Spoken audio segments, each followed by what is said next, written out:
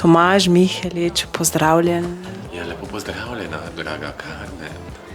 Danes se bova zelo malo pogovarjala o tvoji knjigi, zaradi tega, ker mislim, da jo mora vsak prebrati. Boš malo orisal, da ne boš spojljal, tako ko rečejo ti otroci zdaj, ne? Zdaj smo, kaj smo mi, kakor nam pravijo, da smo X? X, ali pa neki ne baby boomeri, ne boomerke, da smo. Ne, to so že starejši.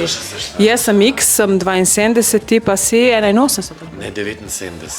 Sošolke smo, no. Sošolke. Dajmo zdaj, da zaokrožimo, oziroma da začnemo ta krog. Tomaž pred Marleno, da mi malo povej, preden si prišel v Ljubljano, kaj si delal? Sem hodil v srednjo zdravstveno Slovenj Gradec in nagajivo dražil sosede. Posod sem bil zraven vedno, kjer so bile lumparije. Od skrivalnic do rabutanja češenj. Igrali smo se atije pa mamice in samo ugibaš lahko, kaj sem si želel biti, ne, valjda sem bil vedno mamica. Tako da jaz imam eno zelo, zelo pestro otroštvo in mladost, tole najstništvo v Radljah ob Dravi, na čudovitem pregibu Štajersko-Koroške in imam prečudovite spomine na tisto obdobje. Tako da sem se nekako razvijal s pomočjo narave, s pomočjo krasnih ljudi, ki so mi dovolili, da sem to, kar sem bil, kakorkoli sem bil težaven oziroma malo annoying, kako bi temu rekli. Ta mladi. Ta mladi, ja, annoying. Skratka, povsod me je bilo polno. Od koroško štrikanja sem bil, oziroma naša kvačkala, pletla, dramski, plesni, povsod sem bil edini fant, ampak sem bil pa hkrati pri fuzbalu, pa pri odbojki, pa rokomet, vse me zanima. Ampak zdaj mene zanima, zakaj si potem šel v srednjo zdravstveno? Mislim, zakaj to?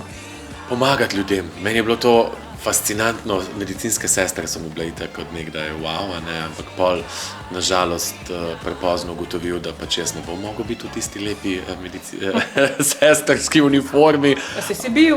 Pa ja, pola, ne kasneje, ja. Predvsem ta želja potem, da lahko ljudem olajša muke, ne, da strašno fajn se mi zdele te rane, pa bolj, ko so bile gnojne, bolj mi je bilo fino to čistiti, pa pomagati ženskam po porodu, recimo, pa oskrbovati novorojenčke, pa vse počitnice, torej 4 leta počitnice delal v domu starostnikov, ki so bile včasih, pa vidim, da so že zdaj marsikaj hiralnice, ne, grozno se dela s temi starostniki, zaradi tega, ker ni kadra in so obobožani in so potem tam utapljajo v lastnih iztrebkih in potem, ko smo mi mladi prišli, so kar naenkrat imeli občutek, da so v zdravilišču v enem spaju, ker smo mi jih videnčkali od spredi, od zadaj, skratka, zelo fajn so se imela. Ne. Pa so te imeli radi, ti starčki? Ja, kake so mi tudi hotele pripisati vso svoje imetje, ja, pa za vse te svete praznike, vedno kartice so prihajale. To mi je bilo tako, to strašno stisne, ne vem, to pač, to imaš, pa razvijaš, ne, ker sem iz take družine, ki je bila vedno tam zato, da je komu drugemu še polepšala kak trenutek. Ko ti nekdo hoče, sploh ti starejši, ne, oni ne vejo, da ti si tam za njih, da oni so že plačali svojo oskrbo in potem, ko jim kaj prijetnega narediš ali pa kaj, kar oni pričakujejo, da je izven tvojega dela, ti hočejo dati nek denar in ti veš, da oni nimajo denarja, nasplošno ni lepo poskrbljeno za njih in meni se srce toliko stisne, ker ne morem verjeti, ker vem, da so tudi kako zdravstveno osebje, ki to izkoristi in vzame ta denar. Seveda, tudi na drugačne načine. Vem jaz, ker je bila moja mama v bolnici, pa so ji 2-krat ukradli denar, ampak ne bomo govorili o tem. Ne? Ja. Vse sorte ljudi je na različnih položajih oziroma poklicih. Ne? In nisem človek posploševanja, imam veliko krasnih prijateljic in prijateljev v medicini, v zdravstvu, ne? Ki so res zelo požrtvovalni, ki delajo od jutra do večera, ki ljubijo ta poklic. Na drugi strani pa vidim tudi smel sošolke in sošolce, ki pač sem se vprašal, kaj ti sploh delaš tukaj, ne? Seveda, ampak kar se tiče zdravstva, kako si ti s tem? Imaš zdravniki, kaj se bojiš belih halj ali ti je to ok? Meni so to bogovi, angeli, ker ogromno se od njih pričakuje. Mi vsi od njih zahtevamo, da nas pozdravijo, a ne? Ampak oni niso vsemogočni. Oni nimajo čarobne paličice, da bojo zdaj se tvojega problema dotaknili in on bo izginil, a ne? Niti približno se jih ne bojim, spoštujem jih, cenim jih, zelo sem hvaležen, da opravljajo to delo in spet ne bova posploševala, čeprav veva, da eno gnilo jabolko lahko uniči celotno ozimnico, a ne? In tukaj se tudi želi prikazati, kako so vsi zdravniki zdaj hočijo pa zahtevajo vso bogatstvo za svoje delo. Jaz mislim, da so še premalo plačani. To se pa strinjam, mislim, da so tudi premalo plačani. Dajmo, to bomo drugič, bova drugič. Ok, greva zdaj na Eurosong, oder, sestre. Kako smo prišli do tega? Kdo te je povlekel ven in te postavil na nek pedestal, ne vem. V bistvu se je začelo že pri 6 letih. Ker sem jaz vztrajno histeriral, bil sem dokaj histeričen otrok, zahteval svoj trmast tak, če nisem dobil, sem se kar na tla vrgel v trgovini in vpil, čeprav smo tako avtoritativno mamo, strogo, ki me je pol znala tudi malo postaviti na svoje mesto, a ne, za ušesa in še kaj drugega. Včasih smo jih dobili poriti, a ne, zasluženo.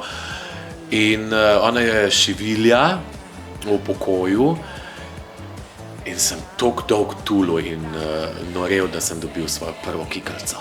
Meni so se zdele toliko fine punce, ker so imele nakit, pa kikalice, pa frizurce, pa naličle, pa nohtke. Fantje pa tako dolgočasno, vse ene in iste barve, nič vznemirljivega. In potem sem jaz dobil to kikalico, se spomnim, imam eno fotografijo sredi kuhne, stojim takole Sport Bili majico, prav taka rjava majica je bila za Sport Bilijem gor in v tisti kikalici tam stojim in taka retro kuhna, zelena odzadi. In pol sem jaz vedno suvereno ven pobegnil tej kikalici in seveda sem bil mamica. In tako se je začelo, pa maškarje, pa nikoli kaj dolgočasnega, ne kavbojc. Jaz sem bil indijanka sploh, ampak ne indijanc. Pa potem klovn, to mi je bilo super, ker si barve, veš, ker to je bilo vse. Te ni strah klovnov? Imajo oni neko tako srhljivo noto, ampak jaz sem bil tak prijazen klovn, pa potem sem lahko bil rdeča kapica, pa lahko sem bil ena taka dama, čeprav jaz sem takrat mislil, da sem bolj procesnica kot dama. Pa polno, vedno sem dobil ogromno denarja. Mi smo potem hodili po hišah se kazati maškarja, ne. In včasih smo, zdaj imajo drugače, pa kakšne pesmice pojejo, mi smo se pa postavili pred hišo, pred vrata, pozvonili in potem, če si delal tako, si dobil krov, če si delal pa tako, so ti pa denar prinesla. To na Primorskem pa se ni dogajalo. Ne, no to imamo mi, ja. To je naša blagor. In si potem takole stal, pa ful ti je bilo narodno, pa si dol tla gledal, pa takole kazal. Jaz pa ti največkrat delal. Valjda, mani naša je prišla v štiklih. Mamine škorne sem prvič v življenju imel gor, še danes čutim bolečine. In takrat so se mi ženske toliko zasmilile, da morajo oni hoditi v teh petah, v teh močilnih napravah, ki si jih je seveda zmislil moški, katera ženska bo sebe dala v take... Tu spomnim.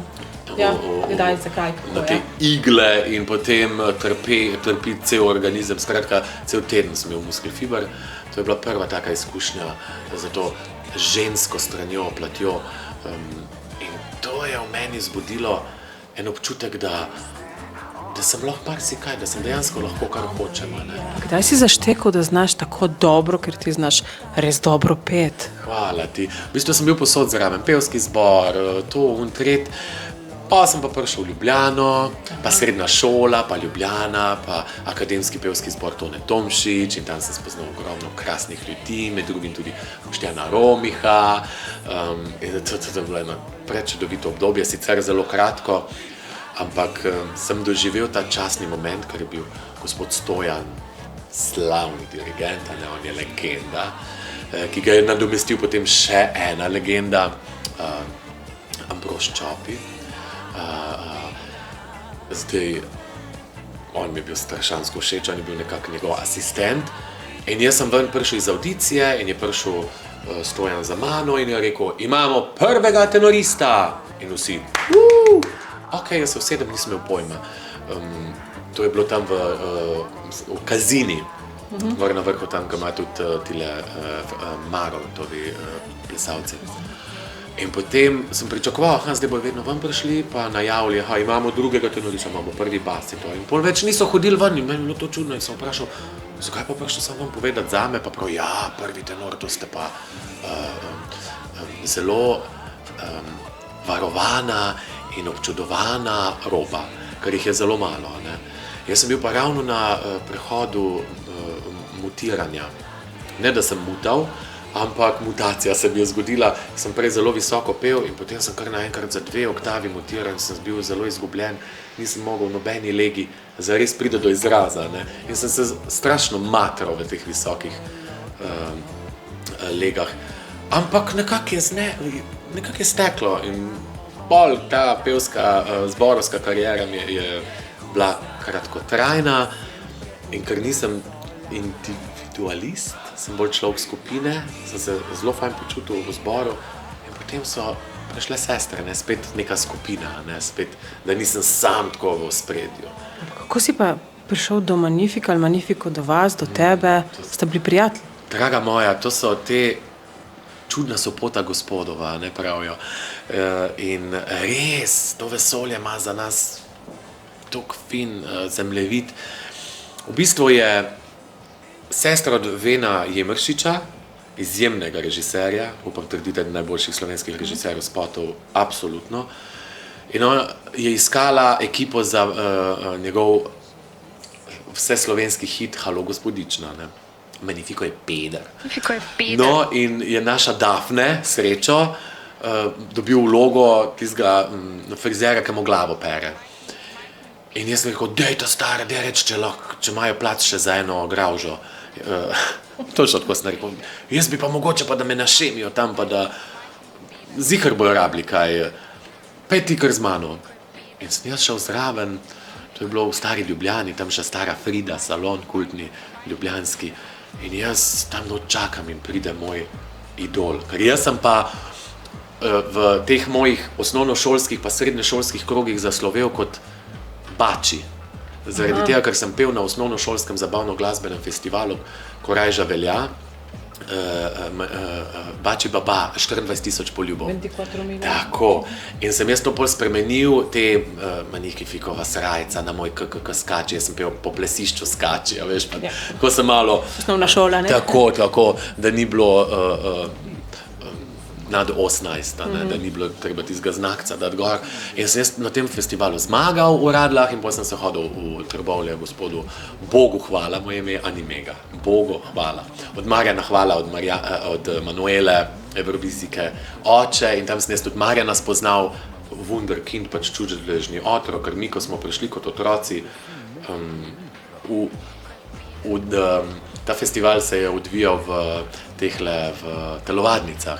In med glavnim odmorom smo vsi prišli tja, kaj bomo peli in smo malo zapeli in on je kar to ujel in te je spremljal cel komad, tako, prima vista, v tvoji legi in jaz sem potem pel tale Bači Baba, zmagal, hodil se tja učiti pet in dobil vzdevek Bači.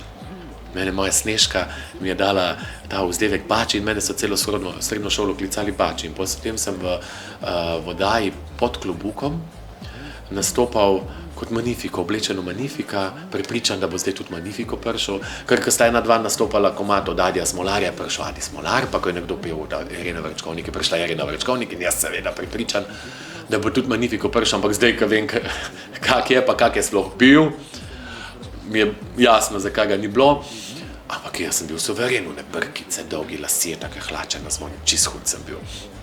In mislim, kaka usoda, pojem Bači Baba, kličajo me Bači in potem pridem v njegov spot in zdaj mene res nacangrajo. Maskerka ni bila ravno izkušena, nismo še poznali Empere, jaz še nisem vedel, kdo je Emperatrica, nisem imel pojma. In me je tam neki nacangrala gore, res groza, neko perje smo dali na trpalnice, pa neko grdo lasuljo, pa neko čipkasto obleko in jaz sem potem v party baru se je snemal komad. Jaz sem potem v tem spotu noter od zadnji neki tam ga objemam, pa šlatam, pa sperjem neki pa. In jaz kar naenkrat začnem jodlat. In on obstane, me pogleda, kva? In jaz, in začnem jaz jodlati in njemu ni bilo jasno, pa jaz, pa to je noro, pa jaz to rabim, to je wow. In je on mene, to moje jodlanje povedal z Barbari je pa takrat delala za Katice celo ploščo in tudi on je pomagal, ne. In so mene vključili v to skupino, da sem en komad z njimi naredil, Jungfraua, naša, ja, Jungfraua, ja. In smo res, pa spet on naredil spot in smo se imeli super in ta komad je bil na videospotnicah na prvem mestu dolgo časa. Vem, da takrat pri Mariju sem hotel nastopati kot Marlena, ampak Marijo ni dovolil. In to me je strašno prizadelo, ker mi je bilo tako dvolično. Čakaj, zakaj pa dovolite, da so lahko, ne vem, bila je ta zamejska žurnalistka, za mene osebno eden najbolj genialnih ustvarjalcev, Ivo Godnič, pač res legenda, umetnik z veliko začetnico, duhovit, tako da pač jaz imam oltar postavljen za Iva Godniča in se mu samo klanjam. Pa mi ni bilo jasno, zakaj to lahko, jaz pa ne. No, ampak nič hudega, sem bil v takega vojaka oblečen. In potem čez par mesecev, paziti to, pa ni več mogel reči, da ne, ker smo zmagale sestre na Emi in potem smo naslednji dan, torej naslednji večer, v soboto smo zmagali, v nedeljo gostovali pri njemu kot sestre, kot v dragu, ne, kot travestiti oziroma drag queeni. No in Magnifico je takrat, se mu je to strašno fajn zdelo, da smo mi ena taka odštekana ekipa in smo mu rekli, da imamo nastope v K4 in da ne pride kaj pogledati in on res pride pogledati in pade dole. Se reče, to hočem pa jaz imeti kot predskupina, te, ko warm up, ko zagrejajo malo gledalce, v Križankah je imel koncert, Sexy Boy plošča, album, in mi res uletimo na oder in naredimo tak rastor. In takrat nas je pa Imperatrice prvič v življenju vse 3 mazal. Mi smo imeli prej eno drugo članico, ker smo se imenovali Sturmpantel Sisters, ne. In nas je on prvič v življenju naličil tako spektakularno, da sem jaz padel dol. To je to. Iz ene brezvezne lasulje je naredil tako kracijo, da Hollywood, Cirque du Soleil. In ima make-up, še najbolj brezvezno obleko je on s tem make-upom in frizuro spravil na čist drug nivo. In tam se je meni že, midva sva se že nakonektala, sem si mislil, jaz bi pa s tem človekom rad sodeloval. In potem smo 3. člana, nismo se razumeli, smo se razšli in Empera je prišla and the rest is history. Ja, in to vsi vemo, to history, to vsi poznamo. Ampak ti si z Magnificom sodeloval še pri eni stvari, ki meni tudi kurjo polt sprožila, ne? In to je Sence nad Balkanom. Mislim, to... Povej mi nekaj o temu. Ja. Nekaj malega. Sence nad Balkanom, to je pa tudi prišlo. Bil sem, v hotelu Union sem sedel, en intervju smo imeli, nekaj se pogovarjamo, taki res fajni ljudje okoli. In dobim klic od Magnifica, skočim ven na hodnik in ja, prav punčke bi ve nastopale iz kje, kaj, kako, ja, Bjelogrlić, Senke nad Balkanom, druga sezona, ve bi bile otvoritveni song in ve nastop. In jaz sem to kupil. Vse se je treslo. Pridem ti nazaj, kaj pa je s tabo in potem to razložim in wow, kaj z gospodom Draganom Bjelogrlićem, Senke nad Balkanom, mislim, ker so bile totalen hit že prva sezona. In se je to res zgodilo. To se je dejansko zgodilo tako hiter in smo šli dol, tako lepo so nas sprejeli, z nami so delali z super zvezdami. Mi smo tam nekje na podeželju, v Vojvodini, v eni podrtiji.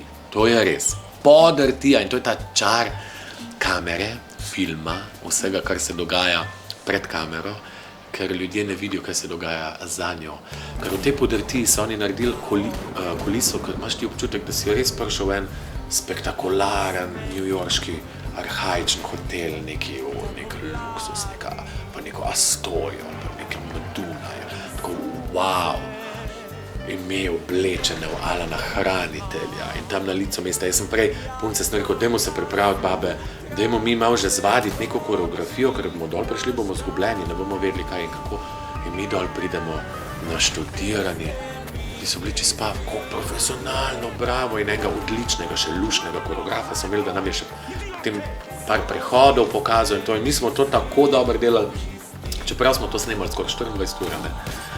Ampak so ekipo, vsi so nas gledali, wow, zdaj tam so statisti snemali že prej, zjutraj ob 6 so začeli, mi smo pa se ob 6 začeli rihtati, na vrsto smo pa prišli ob 7 zvečer in so bili seveda statisti vsi, veliko je bilo Romov in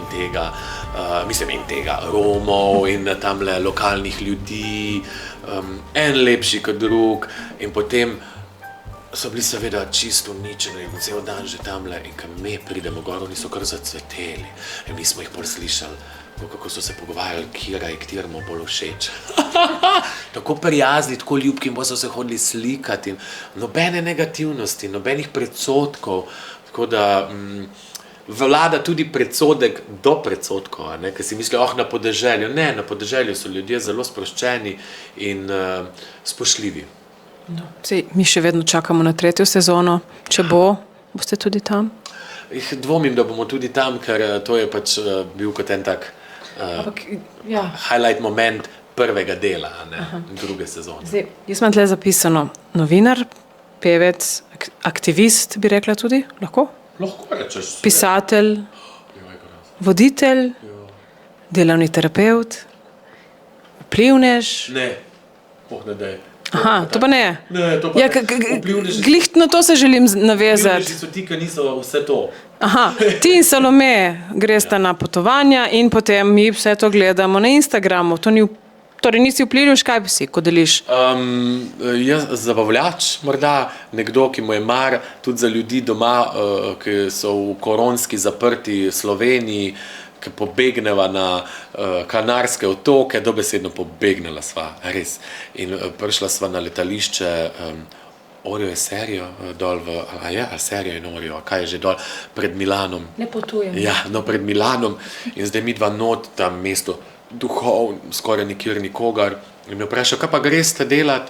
Pa je skoro, nič, mi dva greja pač na dopust. Pa prav, ne sme se potovati za dopust. Pa je skoro, kako mi, da smo tako daleč prišla, vse mama uplačano. Ja, ne, sam poslovno lahko potujete. In še sreča, da nama je rekla to na začetku, ko si noter v letališče prišel, ker smo mi da potem te liste dobila. In preden smo prišla tja do policije, ker je to bila tako ena miza sredi letališča, tam carina pa policisti, pardon.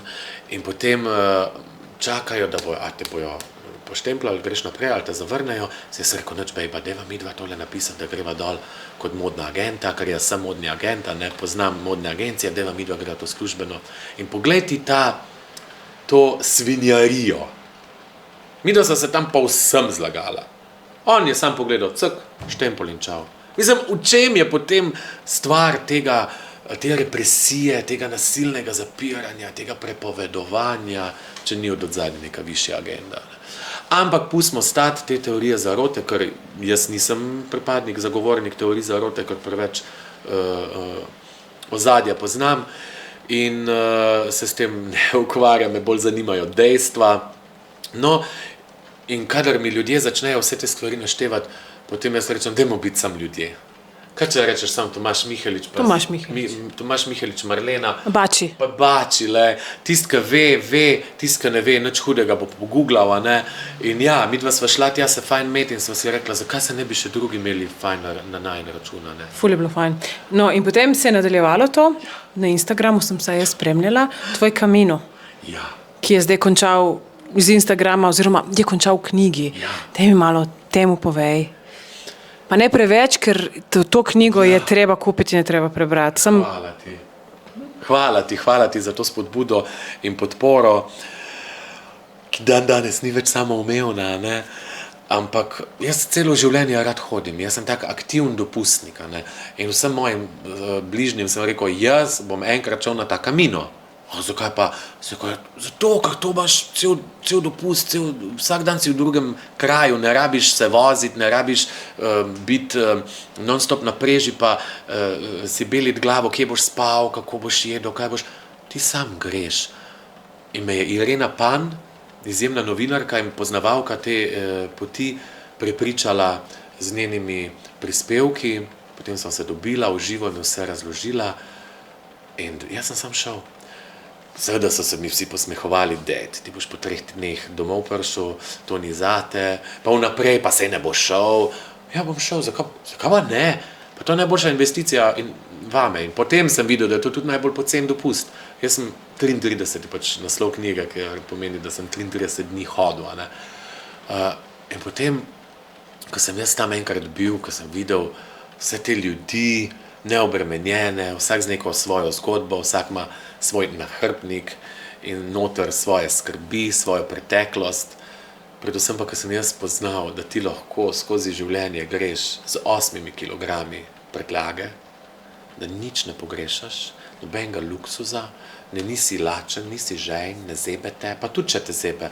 Kaj, mojega dedka je zeblo, on je to tudi noter pišem, do kolena v snegu hodil v dolino v šolo, pa se je pol mogel v vrečko oziroma ti žakl sveže iztrebke od krave so dali noter, da so si na pol poti stopili v to vrečko noter, da so si vreli noge, ker to so bili drugi časi.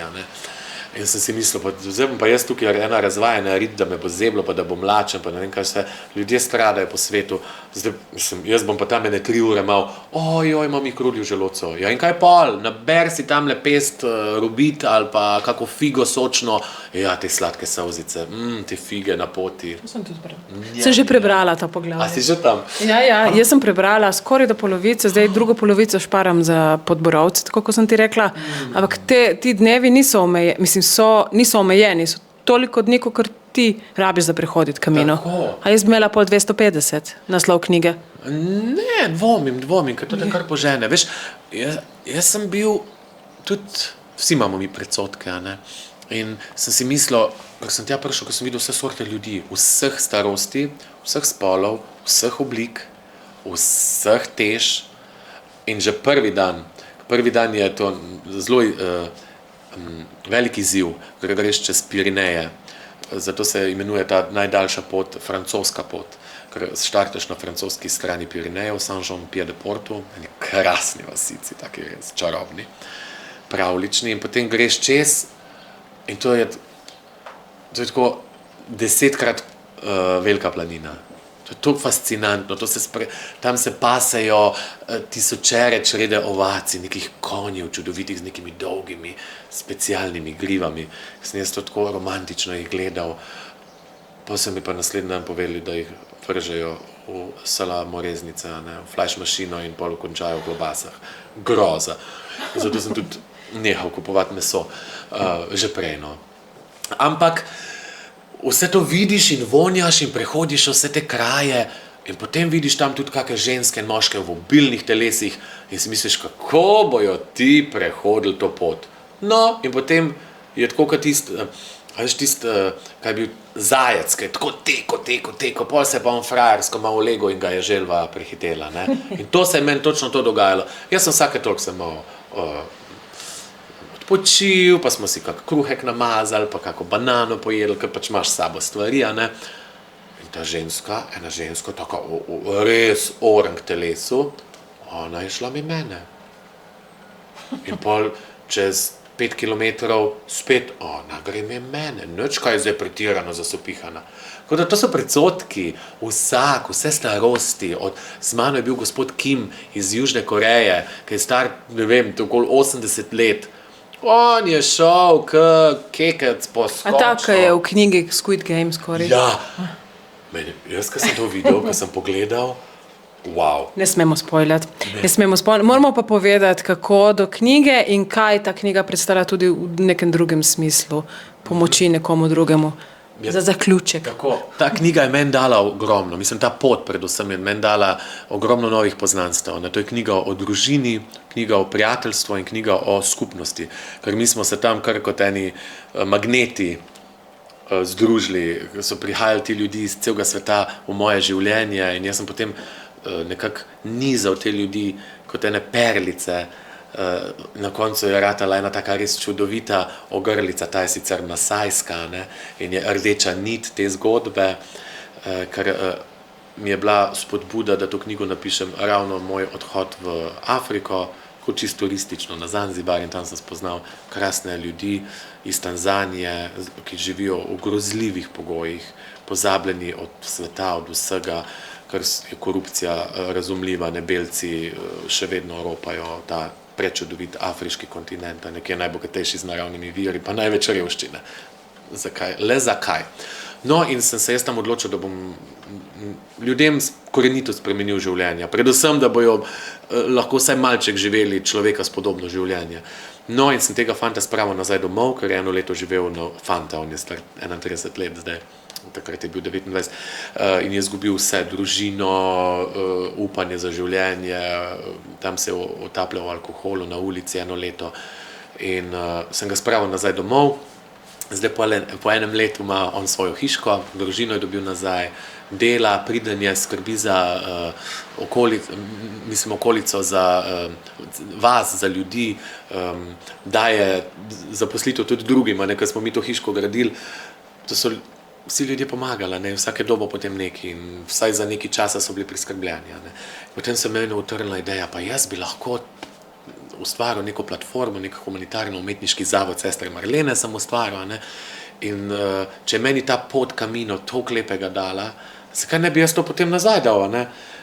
Oziroma dal naprej, ker kot govorimo, denar je energija, ki mora krožiti in dobra energija mora krožiti in če jaz v tem humanitarno umetniškem zavodu skozi umetnost, skozi neko ustvarjalnost, rečemo temu, zbiram sredstva, jaz dam bralkam in bralcem, upam si reči eno sproščeno, vsaj pa eno prijetno branje, zdaj nekateri bojo to prebrali, pa se bojo zraven zabavali, drugi bojo se malo bolj poglobili, nekomu bo pa to sam pač še ena knjiga, ne.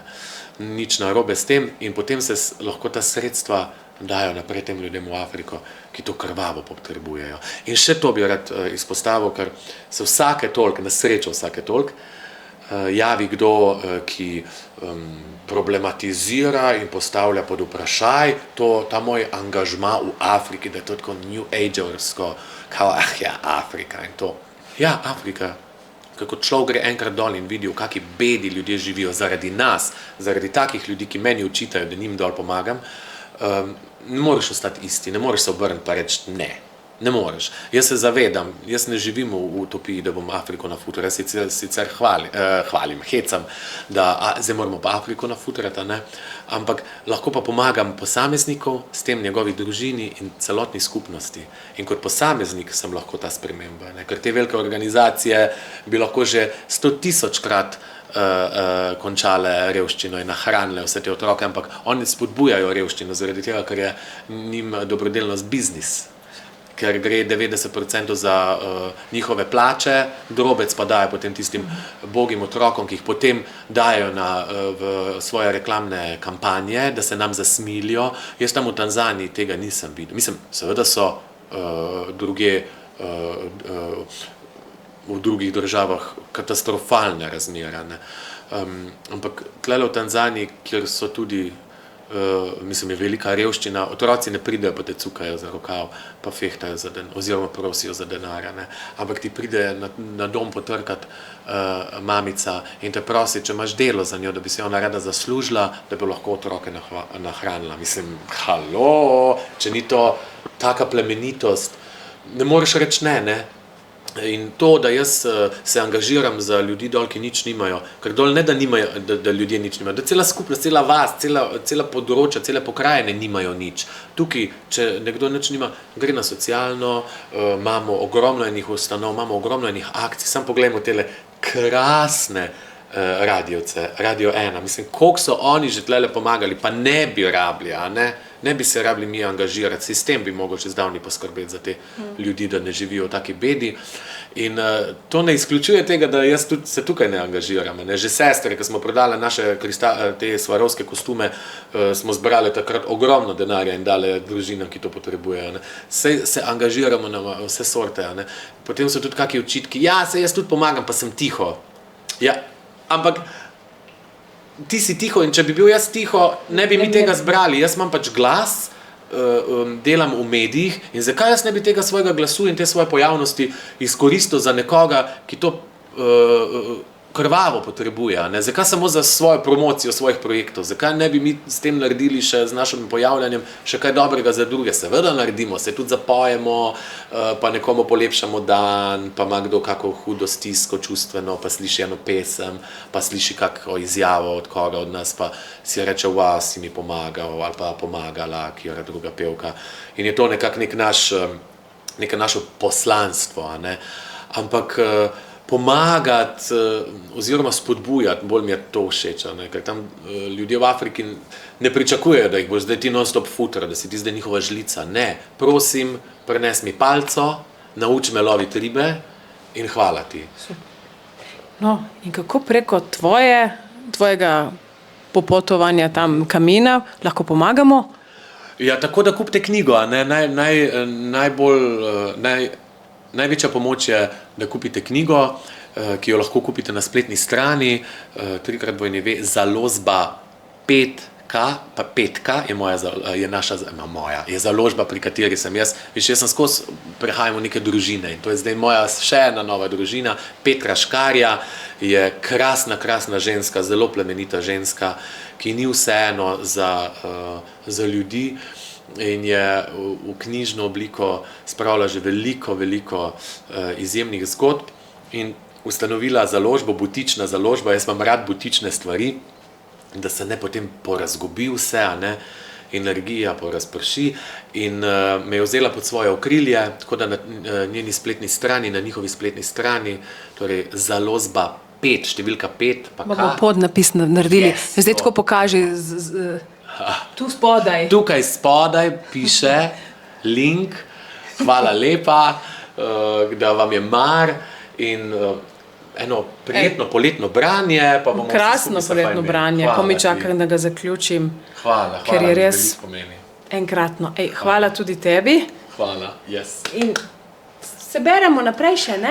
Ja, se beremo, hodimo, pejte na Kamino, ne čakati. Ogromno ljudi reče, joj, sam še to naredim, pa grem, moram čakati do penzije, pa grem. Kdo pa ve, da bomo mi penzijo sploh dočakali? Pa kje je še penzija? Pejte zdaj, vzemite si čas zase, ker zase si pa res moramo vzeti čas. In sem prepričan, da mi boste odgovorili, hvala ti, Tomaž, imel si prav, to je res najboljša in najcenejša investicija vase. Hvala, mogoče pa grem, ne vem, septembra. Super, september je najboljši mesec. Hvala. Hvala tebi.